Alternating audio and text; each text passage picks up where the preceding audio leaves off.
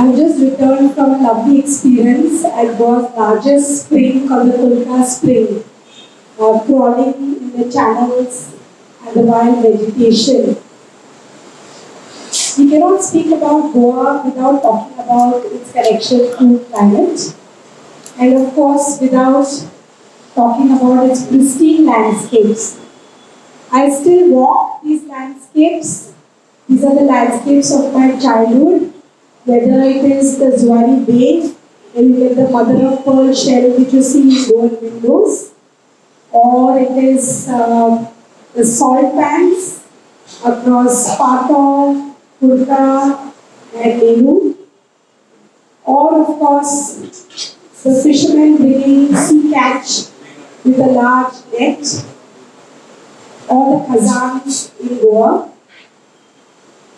I so often sleep under the canopy of the mangrove trees and walk these with my students today. And no playtime would be complete without going to the fields of Santa Cruz and TALLULAH. So when I became a young architect at 22, it was a natural progression to have these landscapes as a reference for my practice. And my practice was not anything great. I was just oversensitive to using natural materials. Even when using cement concrete and looking at the carbon emissions, I was conscious that I had to look at alternatives to build more sensitively. And I learned a lot from my team, which was masons, traditional artisans who knew how to build a well which needed a particular bark of a tree that made the base of that freshwater well. But when I saw my favorite hill being cut at the age of 22, 23, and then I saw some mud dumped into the field, I was very disturbed. And I talked to my mentor then, another architect in Goa called Pandekar, who was mentored by Laurie Baker. And he said, we have to do something. And I think most architects don't know laws, especially environmental laws. And yes, as architects, our profession like engineers and contractors and project managers and designers is at the cost of the environment, right? So I rushed to the collector, gave a letter at the age of 22, 23, just beginning my career, while all around me, including my family members, said, you are getting into dangerous territory. And of course, much further down the line, when I had done enough work in my profession, I met other mentors who worked in the space of environment conservation, and forest conservation. And I came across this picture of a tiger killing. And I was disturbed about it, and I got an opportunity to write about it. And when I went to schools to talk about protection of tigers and how it is connected to climate and how it is connected to the water that we drink and our pristine forest, I was often mocked by school principals saying that if you've not seen a tiger, what gives you the authority or the privilege to talk about this very pristine or this keystone species? When I got to work at the city level as an architect and planner, I came across littering and pollution of the river, and in collaboration with a fellow journalist, we initiated a campaign called the Nirmalya campaign, which talked about putting these floral offerings into receptacles or mud containers and then safely composting it so that these wouldn't land in water bodies. Then of course came my work with decongestion in the city and a proposal to look at transportation in the city and looking at public transport. And of course, everything that I worked on, the reference was the city of my childhood where people were walking, riding, cycling. And we ideated the first NOMO zone, which is a non-motorized zone. which basically was to address decongesting the city for vehicular transport. It was such a fantastic experience because when people walking on the spiral street of the city, walking, cycling, playing, skating, doing hard work.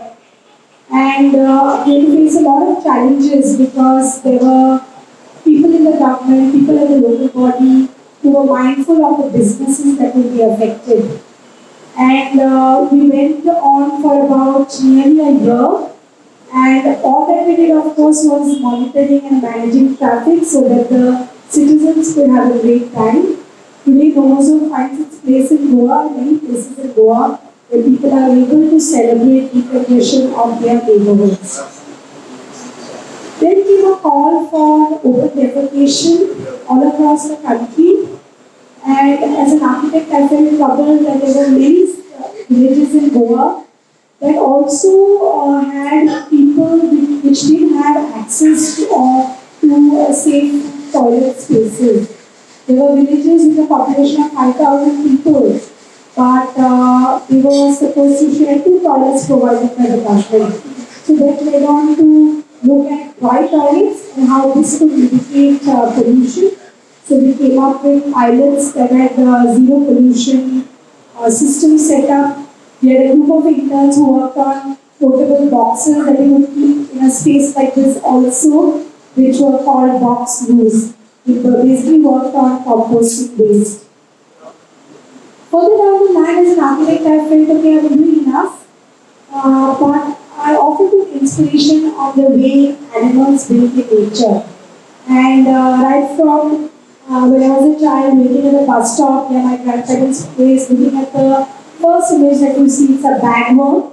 It builds from found material which are twigs. There are termites building from mud with no cement and very little stabilizers to webs made by spiders to weaver birds and all of that.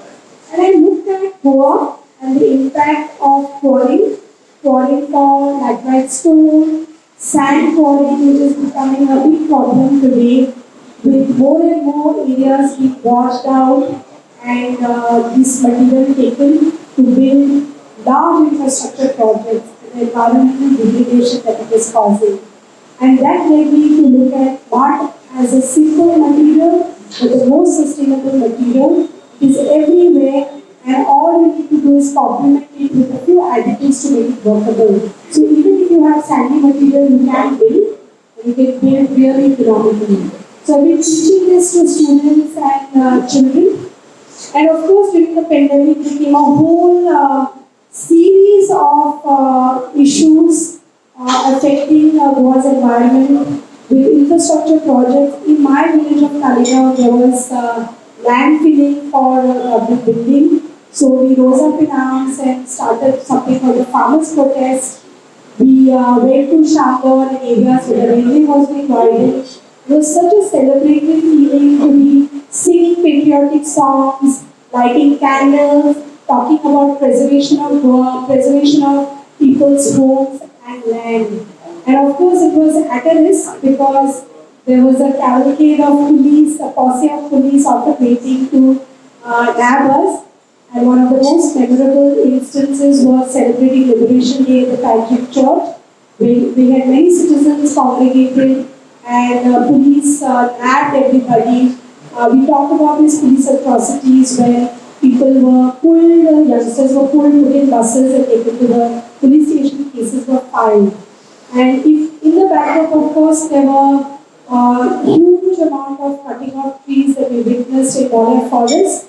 And most often for us as ordinary people, when we don't see it's out of mind, then it's out of sight. During the pandemic, I also got an opportunity to work with community and children, and we started something called the community classroom. Again, it was not in isolation, but looking at different areas where there were problems, dying mangroves, where we did a community art project in a celebratory manner, bringing focus to dying landscapes, building gardens with waste material, with children from the area and children from the city as a collaboration. Banjul is a coastal city, and we all are going to be climate refugees. What can we do about it? Climate change is not something that is alien to us, and I think all across history we've seen how people and animals have adapted to the change, to the changing climate. And so when we talked about season empty and the plans drawn for Goa, we noticed that a lot of things were missing in their data. We raised a voice about Khazan data being missing, mangrove data being missing, issues of field areas designated as orchards and agricultural lands missing, and we made a collaboration, we made a representation for all of this. I'm sure you must be saying that as an architect, what is our role in society today? I think the primary role is social responsibility. It's not just in a singular field, but in all our practices and all our professions. Today, Goa is at a juncture where there are lots of people coming to the state in need of residence, and people are wanting to buy land.